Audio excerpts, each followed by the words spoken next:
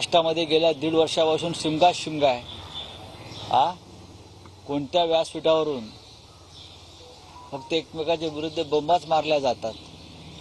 त्याच्यामुळे आता शिमग्याचं महत्त्व जे होतं एकेकाळी तो शिमगा राहिला नाही। आता जनतेला रोज शिमगा पाहायला मिळतो। बातम्या लावला की शिमगा, बाहेर गेलं की शिमगा। ठीक आहे, एकदा हा जो शिमगा सध्या सुरू आहे, पक्षफोडीचा, आरोप प्रत्यारोपांचा, चिखलफेकीचा, अटका बेकायदेशीर, हा शिमगाच आहे। हा लवकर संपेल अशी आम्हाला अपेक्षा आहे आणि पुढल्या वेळचा शिमगा हा आपला खऱ्या अर्थाने सांस्कृतिक धार्मिक उत्सव म्हणून साजरा करू, याच आमच्या शुभेच्छा आहेत। कोणत्या प्रवृत्तीचं किंवा कशाचं दहन आज करावं असं वाटतंय आपल्याला? महाराष्ट्रामध्ये शिमग्याला फार महत्त्व आहे। होळी ही या राज्यातली वेगळी आहे, इतर प्रांतातली वेगळी आहे। या होळीमध्ये अनेक अमंगल गोष्टींचं दहन केलं जातं, जाळून टाकतो आपण, पुरून टाकतो आपण। या महाराष्ट्रामध्ये अनेक अमंगल गोष्टींचा उदय झाला आहे। या महाराष्ट्रामधली संस्कृती रसातळाला लागेल। या महाराष्ट्रावरती संकट येत आहेत। ही सगळी संकट, या अमंगल प्रवृत्ती या वेळेला आपण या होळीमध्ये दहन करून टाकू, एवढीच आमची अपेक्षा आहे। हुकुमशाहीचं दहन करायला सुरुवात केली आहे का? संविधान वाचवण्यासाठी अनेक लोक संविधान वाचवणं ही काळाची, देशाची, राष्ट्राची नव्हे तर जगाची गरज। भारतातलं संविधान हे जगासाठी आदर्श संविधान आहे आणि हे सरकार, देशातलं सध्याचं सरकार हे रोज उठतंय आणि संविधानावरती एक घाव घालत आहे। संविधान आज विकलांग झालेलं दिसतंय। हे सर्वोच्च न्यायालयानं सुद्धा मान्य केलं आहे। या देशातल्या संविधानाला सगळ्यात जास्त धोका राज्यकर्त्यांपासून आहे। त्याच्यामुळे संविधान वाचवणं आणि संविधानावर जे हल्ला करतायत त्यांचे त्या होळीमध्ये दहन करणं हे आमचं कर्तव्य आहे, राष्ट्रीय कर्तव्य आहे।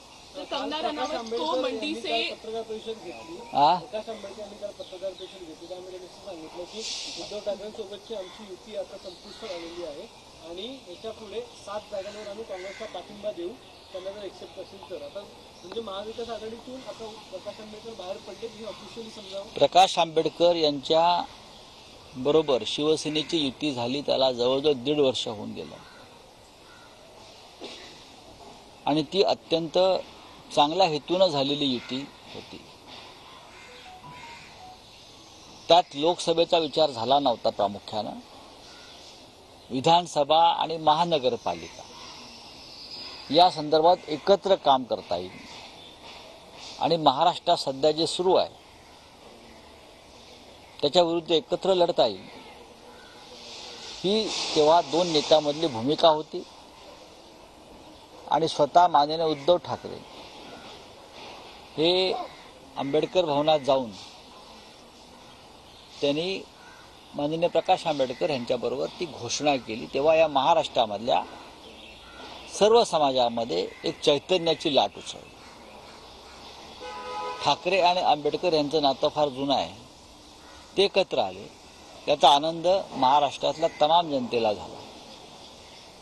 त्यावेळेला ही युती करताना राजकारण कमी आणि महाराष्ट्रातलं समाजकारण जास्त करावं ही भूमिका होती।